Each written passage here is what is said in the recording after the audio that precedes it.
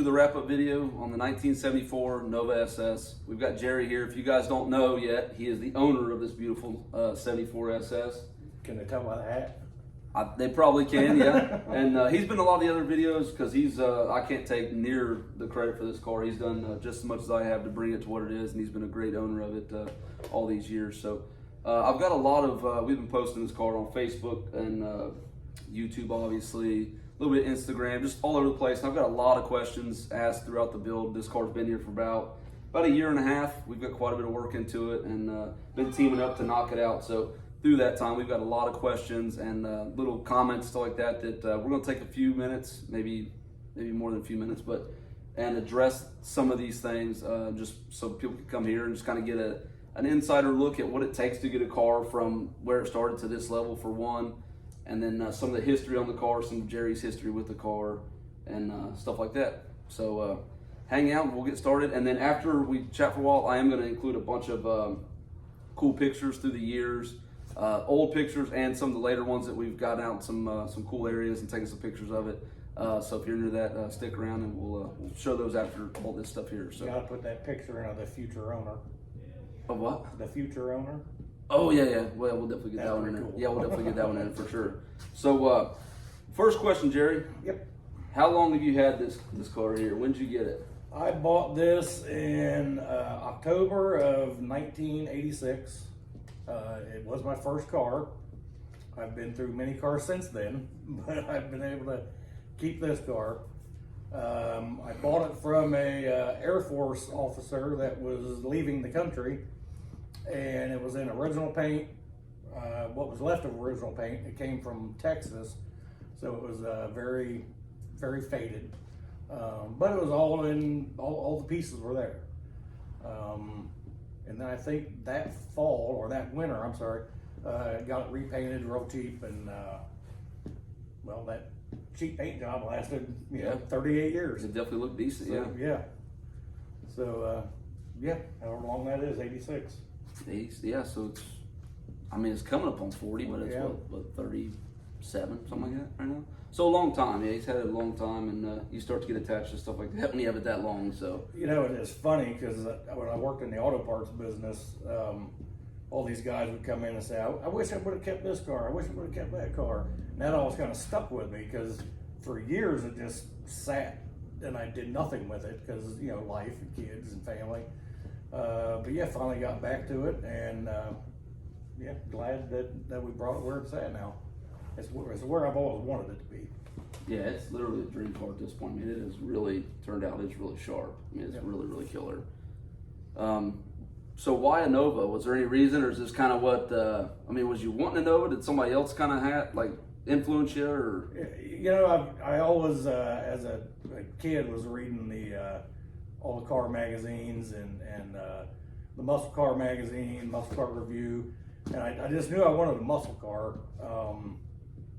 Just wasn't sure what I was going to get, and it just kind of stumbled into it. Actually, I was looking at a '67 Grand Prix, and Dad was like, "No way," because they had, I think, 455 in it. That's a cool car, yeah. But he's like, "No way," and he found it. Dad worked at the base, or as a contractor, and seen it on one of the post-it boards, and brought it home and went and got it. Okay, yeah.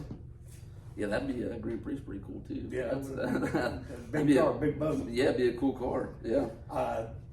Glad it worked out this way because I probably wouldn't have that Grand Prix. Right. Yeah. I can definitely see that. What's some plans for the car going forward as far as what you might be left to do that you're going to do? Obviously, there's a few things interior wise that you're going to do at home. But you got any plans for it, performance-wise, or near and maybe even farther into the future? Yeah, like I say, you got the interior to finish up, putting the headliner in, and the seats and seat belts, a little bit of wiring. This winter, though, I'm going to rebuild the rear end. It's got a 308 Posi in it right now. I'm going to put 342s in it. All new seals, which I think we know by your floor that it's leaked a little bit. Right. So that's the project this winter.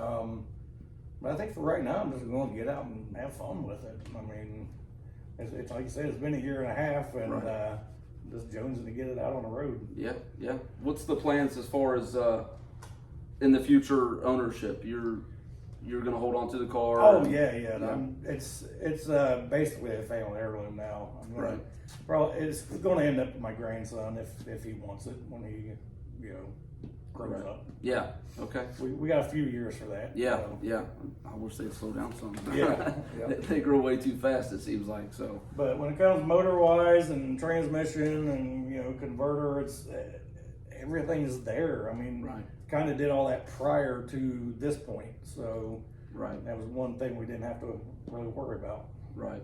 So If you had a pick, I know it might be tough. It's tough for me, and it's not even my car. But favorite part of the car, as of now, what would you have to pick? Like favorite thing about it, or favorite part of it, or what kind of sticks out to you? well, I'm going to go with the vinyl top, just because, and I guess in all truthfulness, the car did not come factory with a vinyl top. The build sheet does not have it on there, but it was a dealer installed top. So for the past 38 years, I've had this, stainless steel strip going across the top, knowing there was a vinyl top on it, but I didn't have it on there. Right. So to actually see it now with the vinyl top, I think Right. that's just something in my head that's always supposed to have been there, and now I'm glad it's. And it looks killer. I mean, it's Yeah. a whole different car with it. I know a lot of people weren't totally sold on the idea because I think it's because you don't see many with it. Where like a lot of people have trouble visioning things before they see them, and a lot of you see these Novas, but not to me with the top, or like older Novas. You can see those every which color, everything. But this here, you don't see these all the time. This year, especially, outfitted like a factory SS still with the vinyl top. So it's hard to envision that without seeing it. But I think a lot of people have come over to our side more on it and really dig it. I think I was kind of 50-50 on it before we were talking about it, but after it's done now, it's like it had to go that way. It's a love it or hate it. Yeah, it's got to go that way for me, and it breaks up the green. It adds another element to the build. So it just works on this car. yeah, oh yeah, yeah. For me, I'd say it's between that, but I like how the paint color is just really fresh and killer. It's quite a bit different than the color that was on the car. I know it was green before and we painted it green again, but this color is so much different than the green that was on it. And that color green with the wheels, the gold, and then the black and the gold with the whole color theme together is just, it's killer. It's dead nuts. There's just enough chrome, just enough stainless, just enough gold, just enough black. Like the whole thing, just the theme of the car itself just fits together for me. That'd probably be one of my favorite, deals on the whole car personally. I don't know if the videos really show it, but in person and out in the sun, the way that color just flops around, and it almost looks black on the shady side, and the sunny side it almost looks blue green. Another angle is like yellow green, and it's just all over the place, and it's amazing to see in person. It's a beautiful color. I mean, it really is. And then the quality of it's great. It's killer. That's probably, if I had to pick one thing about the car, there's a lot of cool parts to it, but it's probably the way the colors work together, all of it. The chrome, the stainless, the green, the gold, the black. It's just right. The theme is just nailed, for me. The color that was on it, since you brought that up, that is 74 Corvette dark green. The Corvette color lines were different than the regular GM lines. Okay. I didn't really know that until recently, but yeah, that was the Corvette green. Yeah, I think this green might have been the green that might have been like on the first gen Monte Carlos and stuff. I think that might be this green, and then they probably had a separate Corvette color, I imagine, but I can't say enough. We've got a ton of compliments and comments everywhere about this color, and it really is killer in pictures, videos, but like he's saying, in person, it's a really, really sweet looking color, and to be a factory color or close to it. I mean, anybody knows anything about paint knows that obviously the paint lines are different, and the modern paints, they show a lot different than the older paint. So, but it is the color is just What's the biggest comment? I'm not really a green person, but I like that green. Yeah, we've gotten that a ton. I'm not big on the green, but I like that green. Yeah, that is the deal. It's pretty wild. I've got what's your thoughts on the car now, but I think we've got a pretty good idea. I think it's amazing. I mean, it really is going to be nervous to drive it for a while. Yeah. But that's part of the deal, you know. Yeah. It's not going to be a trailer queen. You have to drive them. You Right. got to enjoy them. Right. So. Yeah, and then so the paint and color. I've got a lot of questions on the paint and the color. I should have probably grabbed it beforehand. I'm gonna grab this can of paint here. It is the GM paint code 49 for 1974, and on the VIN tag it's 4949. So top and bottom. Yeah, they're showing the name of the color is Sherwood Green Metallic. I'm not sure if that's just something they stick on here or what, but you know, I know some people are interested in what brands and stuff, materials too. This car got Ultra 7000 made by Sherwin-Williams. That is the base coat on this. This is their top of the line base coat, and we did use a ground coat of ATX, which is their mid-grade, to basically paint the car green to where we could use less of this because this paint is very expensive. But then our top coats were painted this to get our color to this point. And anybody tells you that, you know, you can't tell the difference, maybe some people can't tell the difference, but you put ATX on there and then this 7000 right next to it, you can tell. There's way more binders and reducers in the cheaper base coats. The smell of it's a lot crazier. It's all paint, these higher ends. So saved a little bit of money on painting it with the cheaper base coat first, and then use this as our top coats. And the pearl is beautiful. So that's Ultra 7000 Sherwood Green Metallic on this, and then the paint coat that he said for the Nova. Yeah, I didn't really understand what you were saying about the two colors and the quality until I actually seen it. Right. And I don't want to say it was night and day, but you could definitely tell a difference, and you could tell that was the premium. Yeah. Now whether you can justify the extra cost on your project, that's just something that you've got to make that decision. Not saying that if we left the mid-grade base coat, it would have looked great. It would have looked probably close to as good as this. It's just a matter of, could a really trained eye tell? Yeah, they could, because your pearls and metallics are not quite as nice on the cheaper base coats. And this pearl in this car, or the metallics, whatever you want to say, they're finer. And it's all paint versus the reducers and binders that you get in the cheaper base coat. So, and then so that's the base coat. This did get a white sealer. I know that that can change it somewhat. I'm not sure it did on this because we've got so many coats of green. It took quite a bit of that green to cover this, but this is a white sealer. We wanted that green to pop even more. It might have looked the same with a gray or black sealer, but we weren't taking the chances. So we used the white sealer, and this is what we got as far as color goes. Clear coat is Tamco 2104. It's very high solids. I think it's like 58% solids. I don't know of any clear coat more solid, to be honest. Maybe there is, but at this price point, I think it's like $250 a gallon. It is super hard to beat. This car has between 4 and 5 coats on it. I don't know the actual mil thickness on the clear coat offhand, but there's quite a bit on there. Quite a bit of it's been cut down.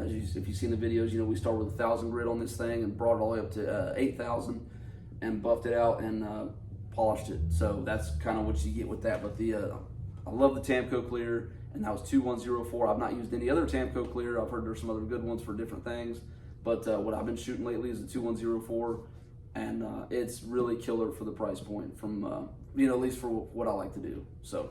You want to throw out there about the ceramic coat? Yeah, we can. This car, we're planning to ceramic coat this car. It's just not outside the window yet. Most of the car has been painted long enough, but I know for sure the hood has not. The hood's only been painted for about a month, and it's, being as high solid as that clear is, we're not going to touch it before 90 days. So try to be easy with it, till then, but we are going to put a ceramic coat on the car, and that was manufacturer recommendation. Yeah, was the weight. Yeah, and most clear coats, they're going to tell you that. I've heard up to 30 days is okay on more of your production clears. I still wouldn't go 30 days because it can cause a lot of issues if it's not fully gassed out, and that all comes down to how warm it is where you're at. Like we're in obviously our summer months here, so it's pretty warm, but still nothing like out west or anything. But once this car goes out and sees quite a bit of sun, it's going to gas off faster, stuff like that. But we're not I don't bake them. They air dry and all that stuff. So last thing I want to do with the hours I've got into this finish is jeopardize anything with a ceramic coat not being gassed out enough. So yeah, I definitely think that's worth touching on that there too. But we'll play with it the rest of the summer and fall, and bring it back up here before the snow flies, and get yeah, and the ceramic coat, it's a lot harder than regular clear coat. I don't want this to turn into an ad for ceramic coat or anything like that. But I've done quite a bit of it, and I'm a big fan of it for a lot of reasons. Obviously, it's way easier to wash your car if it does get wet. It's really hydrophobic. It rolls right off for one. It locks in the shine. It's harder to get the fine scratches on it. Like it's another layer of protection on that paint. Which once you have the hours in this car that we do, we want all the protection we can get. So. But yeah, I think that was definitely worth touching on that there. So, how much time to build this thing? This car has been here for a little bit over a year and a half. It's been in the shop. Obviously, I've got other projects. This doesn't see my time every single day, all day long. So it's been here for a year and a half. I have got 616 hours in it myself. That's what I've logged in it. And I think Jerry's got probably close to that, or maybe more. I don't know. Ever since I dropped it off, which was October 21. Yeah. And I know it sat here for a while because you were finishing up that other one. Mm-hmm. But pretty much every night I'd come home from work, I'd give her a kiss, I'd grab 2 beers, I'd go in the garage, and I would work on something, be it an interior part, or getting an engine part, or just something. Right. So yeah, I probably have about the same amount of hours in it. I mean, it's probably easily a 1,000, 1,200 hour build. Yeah, I'd say we've probably got a combined 1,000 hours in it. A lot of the little things that I was doing bigger things, blocking things, painting things, which looks like you're doing more, but you're really not. When you come down to all the detail work on the dash, recovering the seats, polishing all the stainless stuff, gathering hardware, ordering parts, refinishing hardware, things like that. That stuff really adds up a lot of time. And if he didn't do it, I'd be doing it. So really, it would be, whether he's got time or I got time, it would probably take you 1,000 hours to get to this stage, and that's with somebody fairly experienced at doing body and paint. If you were a little bit slower, I mean, you could easily rack up 1,500 hours in doing a project like this from the ground up, like we have. And that's not even with we didn't build the engine. The engine had been kind of done before. I know he cleaned it up and did some paint work and stuff on the engine. Put heads on it, right. And so you could rack up quite a bit more time than that even on one of these builds. So a lot of these TV shows or something you might see that they're in and out in a 30-minute segment. That's fine, and I know you got to do that to keep the attention of the viewers. But this is reality. Reality is, he dropped his car off here. I've got 600 hours in, and what y'all have seen on the videos. And then all the other little things in between, he has done on his own time, and probably has close to that, at least that many hours in it, to get it to this stage. And it's still not quite done. Like I said, there's a couple little things interior-wise to do, but other than that, it's pretty much there. The bottom of the car, inside, under the hood's been detailed. The whole deal, but it would take you that much time. So if you're doing something at home, try not to get discouraged, but do know that it to get it to that level, it does take a lot of time. So. Well, and a lot of the 73, 74 guys know that there's stuff on the 73s and 74s that are only 73, 74. Right. And you can't just go onto a catalog, onto a website and order it. So you have to try and refurbish it and fix it. Just, the interior panels back there. Right. You're not going to find them, so you fix them. Right. And that was my fun. Yeah. Yeah. You were getting sawdust in your nose or whatever, and I was dealing with that crap. I was having a blast. Yeah. You're taking all that money and putting it on the floor and sweeping it up. Yeah. Yep. And then this could be grouped together, but most difficult or time-consuming part of the restoration. I'm sure you've got your answer. Most difficult was paying for it. Yeah. Second hardest thing or heaviest thing, that bumper. Yeah. That front bumper is ridiculous. I wish we would have got that on video, but I forgot to hit play like I usually do. And it took 4 of us guys. There was 2 guys holding it on each end, and 2 guys underneath with hardware trying to get it on there. But yeah, it's it's ridiculous how heavy and awkward it is. I think the most frustrating or concerning thing for me was the hatch, because you can't just find them anywhere. I had 3 of them. All 3 of them had something wrong, and none of them was in the same spot. But it was trying to fix that and having in my head that if this doesn't work, what am I going to do? Right. I knew you can get a fiberglass one, but I really didn't want that. So, yeah, getting that fixed up and sealed up, and we had to put the POR in it and wash it all through there, so I know it's going to last, my lifetime. Right. Yeah, that was probably one of the most concerning and satisfying things, was knowing that was done. Right. Yeah, that's definitely a good point on that there. And for me, I'd say the vinyl top was difficult, new for me, never done it, neither one of us ever done it. And then also, when you have fresh paint that looks like that, anything you do around it is difficult. Anything you add, door handles, anything you do can be difficult because it's fresh paint. That's why it's so important, if you watch the videos, to mock things up beforehand, to where then they go back together easy. And that's what we really got not lucky. I mean, we did it on purpose, but the hood went right back on, the fenders went right back on, the doors went right back on, the hatch, as difficult as it is to get on and off, it went right back on because of that mock-up work. It takes a few hours to mock it up, and it might seem like, that's a waste of time, but it's definitely not, because you're going to waste a lot more time and money if you don't mock it up and you're scratching and nicking everything in your fresh paint, putting it back together. You told me up front you're going to build it twice. Right. And that's, Yeah. And on my end, seeing it go back together, it was like, all right. And then to see it get taken back apart again, it's like, wait, we're going backwards. Right. But then knowing when it was painted and putting the stuff back on, it was the last time it was going to be done, and that was amazing just to watch it all. Yeah, it can be difficult to kind of see that sometimes, and it's difficult for the builder too, because they, but once you do it enough, you kind of realize that it's got to be that way, and to where in the end it goes together a lot easier, And then time consuming for me is obviously, there's a lot of sand work on this car. I've blocked and primed it, I think 3 times. So you're sanding around it that many times, and then obviously the wet sand and buff. I think I've got probably around 100 hours in cutting and buffing this, all the way from 1,000 to 8,000, and then you compound it on rotary, and then I went back and compounded it on an orbital, and then it got polished with an orbital. So, but I mean, there's only one way to get those results. There's no easy out. There's no cheap way. That's how you do it. Anybody in the industry will tell you that you're going to have a lot of time in that. If you want it to, you can spray something look decent, and it'll look pretty good, 20 foot or something. But if you want it show quality up close, straight as an arrow, it comes down to blocking. Period. It comes down to blocking the primer. It comes down to fitting your body panels, blocking across the panels, and then afterwards, once the paint, you gotta let the paint fully cure and dry, and then all that cutting. The buffing isn't too bad, but the cutting is very time consuming. So time consuming for me. I spent more time sanding this car than I did anything else. But that's how it goes. That's how it's going to be on any build you do. You'll have more time in sanding it than you do anything else. It looked good off the gum, but after you cut it and buffed it, it's amazing. Right, it's a whole different beast at that point there.